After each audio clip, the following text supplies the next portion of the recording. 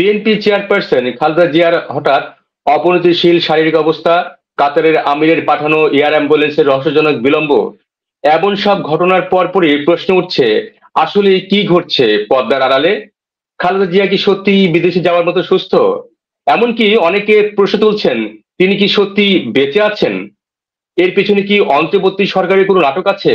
কারণ আমরা আগেও দেখেছি, যখন বড় কোনো ঘটনা ঘটে ঠিক তখনই সরকার চুপি চুপি সই করে দেশের ভবিষ্যৎ বদলে দেওয়ার মতো সিদ্ধান্ত। এইসব প্রশ্নের উত্তর খুঁজবো আজ। আর আমাদের সঙ্গে যুক্ত হয়েছেন সিনিয়র সাংবাদিক এবং রাজনৈতিক বিশ্লেষক আশাদ মাহমুদ, যিনি আমেরিকার জনপ্রিয় পত্রিকা নিউ ইয়র্ক টাইমস এবং ওয়াশিংটন পোস্টে দীর্ঘদিন সাংবাদিকতা করেছেন। ভাই, আপনাকে স্বাগত জানাচ্ছি এবং কৃতজ্ঞতা প্রকাশ করছি আপনি আমাদের ব্যস্ততার মধ্যে সময় দিয়েছেন। আপনাকে ধন্যবাদ। এখন সবচেয়ে আলোচিত বিষয় খালেদা জিয়ার চিকিৎসা এবং তার অবস্থা নিয়ে। এই যে খালেদা জিয়ার শারীরিক অবস্থা নিয়ে যে অনেক গোপনীয়তা রক্ষা করা হচ্ছে, একজন একরকম কথা বলে এবং পরবর্তীতে একজন বিএনপি একজন নেতাকে সুনির্দিষ্টভাবে ঠিক করে দেওয়া হয়েছে, কিন্তু সামাজিক মাধ্যমে নানান ধরনের খবর বেরিয়ে আসছে। কেউ কেউ বলছেন যে তিনি কি আসলে বেঁচে আছেন কিনা, এমন গুজব ছড়ানো হচ্ছে। আমরা দেখছি যে কাতারের আমিরের পাঠানো অ্যাম্বুলেন্স করে তাকে লন্ডনে নিয়ে যাওয়ার কথা ছিল, কিন্তু সেই অ্যাম্বুলেন্স কারিগরি ত্রুটির কথা বলা হয়েছে, সমস্যার কথা বলা হয়েছে, এই জন্য তার যাওয়া বিলম্ব হচ্ছে। কাতারের আমিরের অ্যাম্বুলেন্স কি বাংলাদেশের কোন জেলা সদরের সরকারি হাসপাতালের অ্যাম্বুলেন্সের মতো যে হঠাৎ করে সমস্যা তৈরি হয়? এর পিছনে কি কোনো কূটনৈতিক বা রাজনৈতিক কৌশল কি আপনি দেখতে পাচ্ছেন? ধন্যবাদ আপনাকে। আমি অ্যাকচুয়ালি এটা নিয়ে কথা বলা মানেই হলো সময় নষ্ট করা। কেমন? তার কারণ আমি এখন আমার গ্রামের বাড়িতে আসছি খুলনাতে, এবং সেখানে এসে আমি যখনই যেখানে যাই সাধারণ মানুষের সাথে কথাবার্তা বলার চেষ্টা করি। তো এই যে কথাগুলো খালেদা জিয়াকে নিয়ে, তিনি বেঁচে আছেন কি নাই, তিনি এয়ার অ্যাম্বুলেন্সে যাবেন কি নাই, যাবেন কি যাবেন মা, তিনি ভেন্টিলেটরে আছেন কি না, এই সমস্ত কথাবার্তা বলে একটা দেশের মূল সমস্যা থেকে মানুষের দৃষ্টি অন্যদিকে ফিরানো, এটা তো মানুষের কনসার্ন না। একটা কথা একটু বুঝতে হবে যে খালেদা জিয়া একজন মানুষ, স্বাভাবিক, তার বয়স প্রায় 80-র কাছাকাছি এখন। সেখানে প্রকৃতির নিয়মেই তার কি বলে খুব নর্মাল ফাংশনিং করার কথা না। এটা তো বুঝতে হবে জিনিসগুলা। আচ্ছা, উনি দীর্ঘদিন থেকেই অসুস্থ।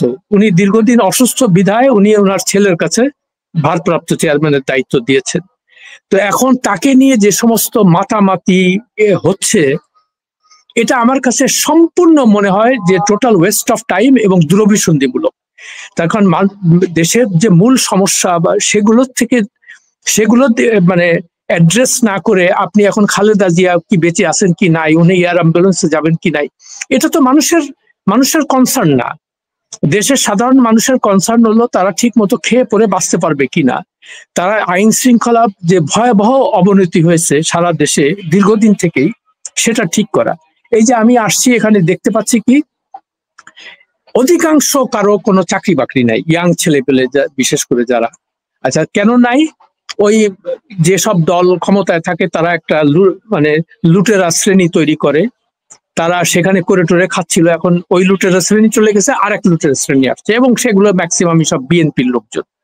তো এখন আমি কালকেই একজন বিএনপির নেতৃস্থানীয় এখানকার, আমার সম্পর্কে আমার চাচাতো বোন হয়, সে বেশ ইনফ্লুয়েন্সিয়াল এখানে, তাকে আমি জিজ্ঞেস করলাম যে তোমরা কি করতেছো আসলে? বলে, ভাইয়া সত্যি কথা বলতে কি আমরা যে কি করতেছি আমরা নিজেরাও জানি না।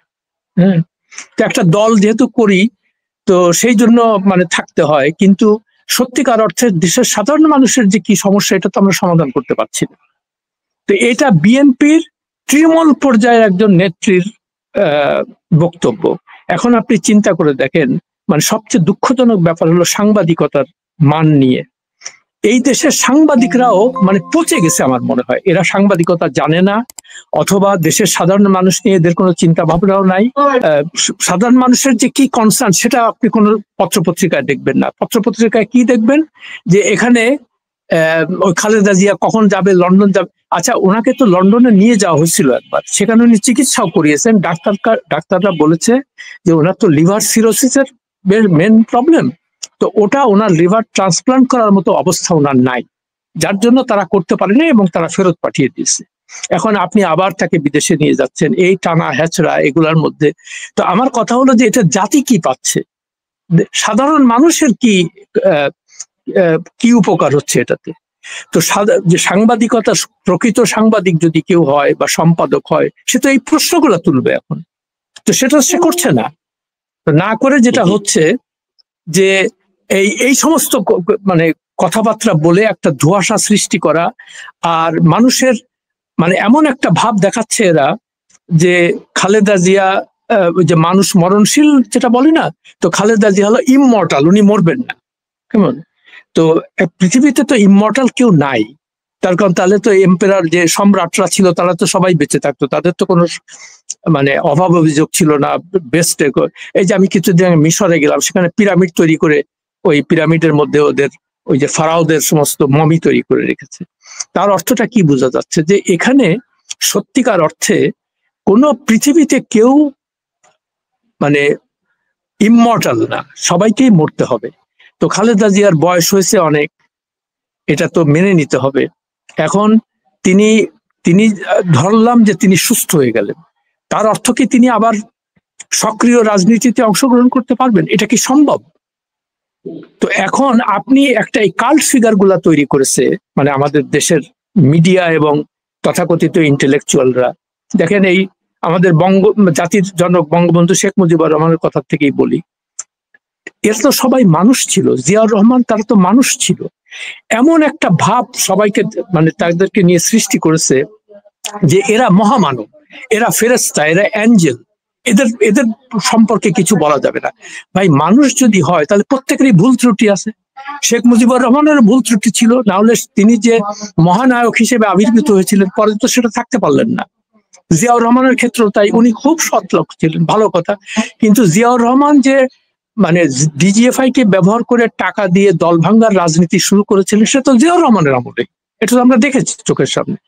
তারপরে খালেদা জিয়াও উনি মানে ক্লিন ইমেজের মাধ্যমে আসছিলেন, পরে তিনিও তো তার স্বজন প্রীতির মাধ্যমে তার বোন, ভাই, আত্মীয় স্বজনকে মন্ত্রী বানিয়েছেন, এমপি বানিয়েছেন, এইগুলা করেছেন।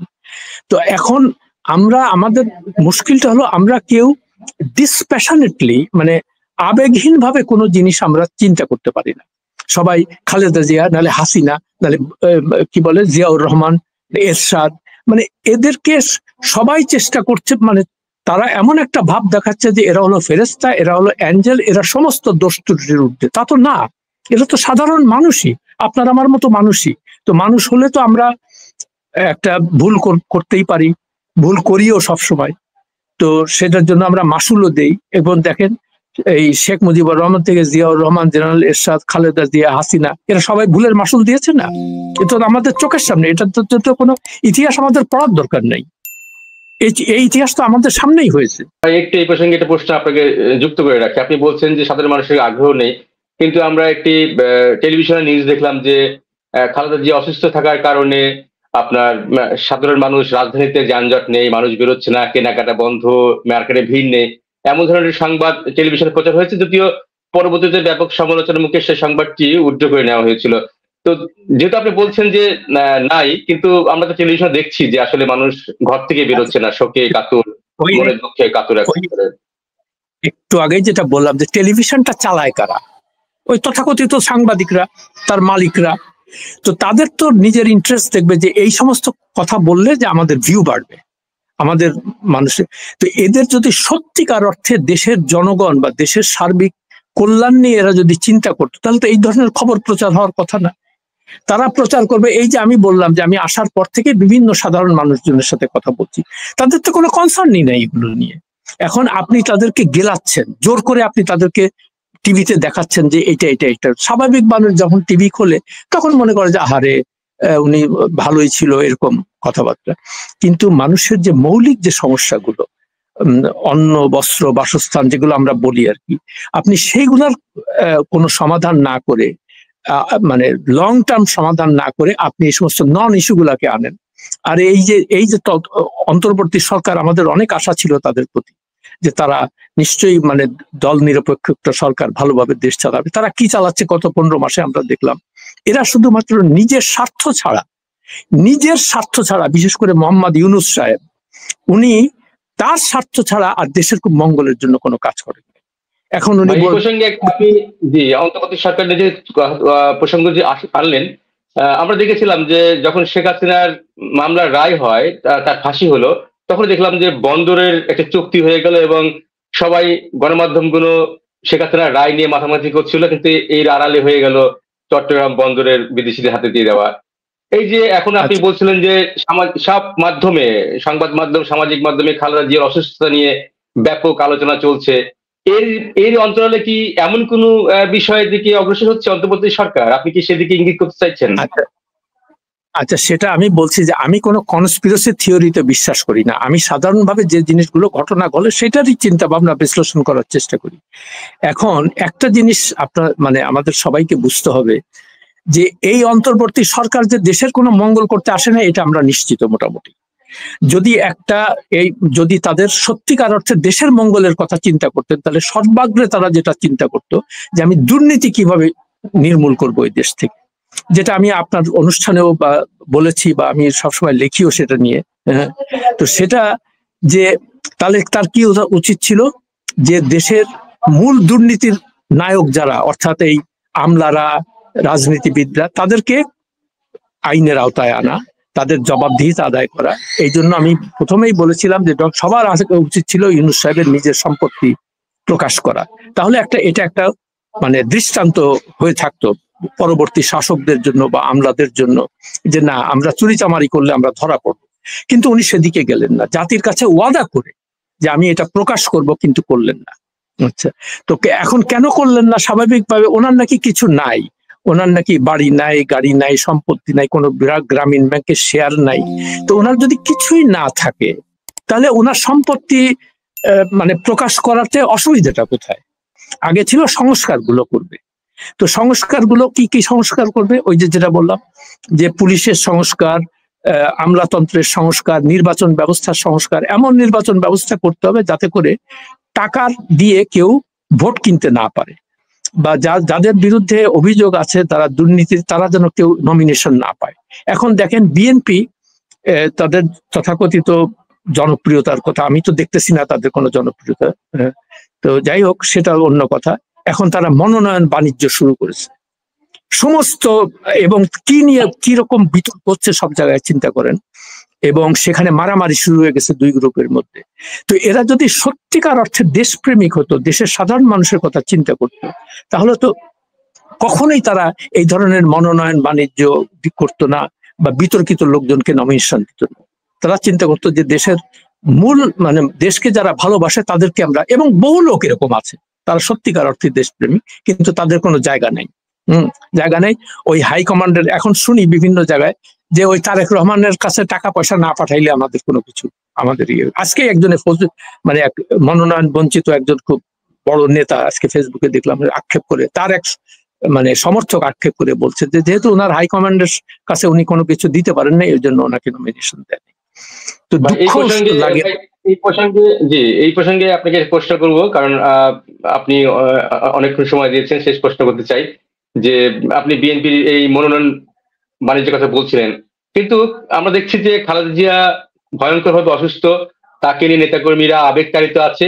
এই সময় দেখলাম যে বিএনপি তাদের দলের প্রার্থীদের নাম ঘোষণা করছে। এটিকে আপনি আসলে কিভাবে দেখছেন? না, আমি সেটাই বললাম যে খালেদা জিয়ার অসুস্থতা এটা তাদের কাছে কোনো ইস্যু না। ইস্যু হলো আমি তাড়াতাড়ি করে ক্ষমতায় যাব কিভাবে, এবং তাড়াতাড়ি নমিনেশন টমিনেশন দিয়ে আরো কিছু টাকা বানাবো কিভাবে। তা না হলে এইরকম একটা অবস্থার মধ্যে এই নমিনেশন গুলা ডিক্লেয়ার করার কোনো যুক্তি আছে? তারা যদি সত্যিকার অর্থে তার খালেদা জিয়ার অসুস্থতায় তারা যদি সত্যি মানে মানে পাগল প্রায় হয়ে যায়, তো এগুলা তো করার কথা না। রাজনীতির নামে দুর্বৃত্তরা এরাই হয়েছে মূল। নাইলে দেখেন কালু, দুলু, নীলু, ফালু, এরা কারা? আমাদের জীবনে চিনতাম আমরা? হাজার হাজার কোটি টাকার মালিক। কি করে হলো এটা?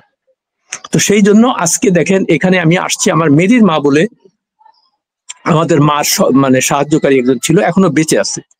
তো সে কিছুদিন আগে শুনলাম মেরি মারা গেছে, মানে তার বড় মেয়েটা, মাত্র 50 বছরও বয়স হয়নি।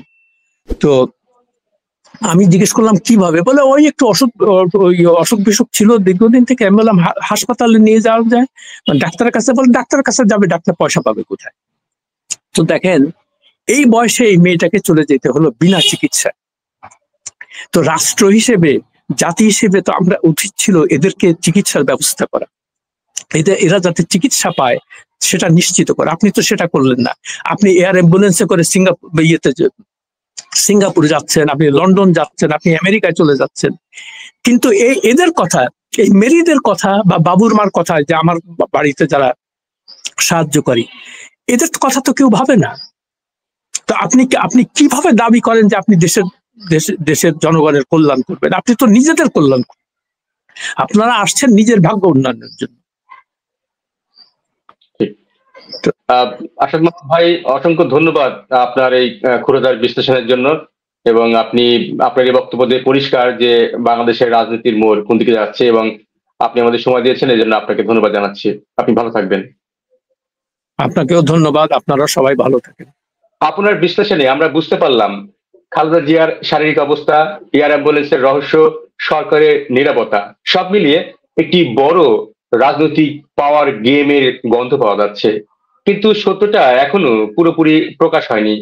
খালেদা জিয়ার লন্ডন যাত্রা পিছিয়ে যাওয়া হয়তো মাত্র একদিনের ঘটনা, কিন্তু এর আড়ালে কি ঘটছে, এই প্রশ্নটাই আগামী দিনে রাজনীতিকে সবচেয়ে বেশি প্রভাবিত করবে। আপনি কি তাই মনে করেন? জানান আপনার মতামত। ভিডিও